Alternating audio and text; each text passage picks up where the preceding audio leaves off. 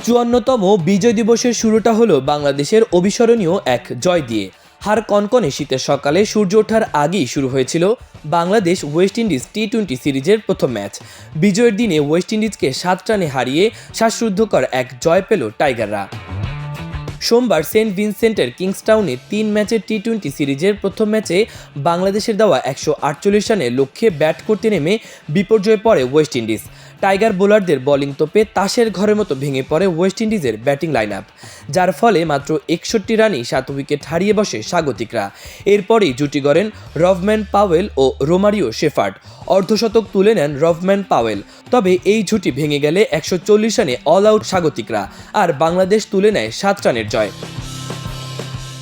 বাংলাদেশের পক্ষে ৪ ওভার বল করে ১৩ রানের বিনিময়ে ৪টি উইকেট নেয় মেহেদী হাসান। তাসকিন আহমেদ ও হাসান মাহমুদ শিকার করেছেন ২টি করে উইকেট। এছাড়া ১টি করে উইকেট নিয়েছেন রিশাদ হোসেন ও তানজিম সাকিব। এর আগে টস হেরে শুরুতে ব্যাটিংয়ে নামে বাংলাদেশ। ব্যাটিংয়ে নেমে নিয়মিত বিরতিতে উইকেট হারাতে থাকে টাইগাররা, যার ফলে ৯৬ রান তুলতেই ৫ উইকেট হারিয়ে বসে বাংলাদেশ। এরপরেই জুটি গড়েন শামীম হোসেন পাটোয়ারি ও শেখ মেহেদী হাসান। ষষ্ঠ উইকেটে এই জুটির ৪৯ রানে ভর করে নির্ধারিত ২০ ওভারে ৬ উইকেট হারিয়ে ১৪৭ রান তুলে বাংলাদেশ। বাংলাদেশের হয়ে সর্বোচ্চ রানের ইনিংসটি খেলে সৌম্য সরকার। তার ইনিংসটি ছিল ৩২ বলের ৪৩ রানের। সৌম্যের ব্যাট থেকে ৩টি ৬ ও ২টি ৪ আসে। উইকেট ধরে টিকে থাকা জাকির হাসান খেলেন ২৭ বলে ২৭ রানের ইনিংস। শেষ দিকে শেখ মেহেদীর ২৪ বলে ২৬ ও শামীম পাটোয়ারির ১৩ বলে ২৭ রানের ক্যামিওতে ১৪৭ রানের ছোঁয়া সংগ্রহ পায় বাংলাদেশ।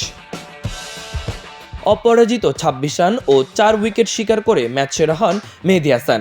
এই জয়ে ৩ ম্যাচের টি-20 সিরিজে ১-০তে এগিয়ে গেল বাংলাদেশ। ১৮ ডিসেম্বর একই মাঠে অনুষ্ঠিত হবে দ্বিতীয় টি-20। মাহবুবুর রহমান ইমন, আমার দেশ।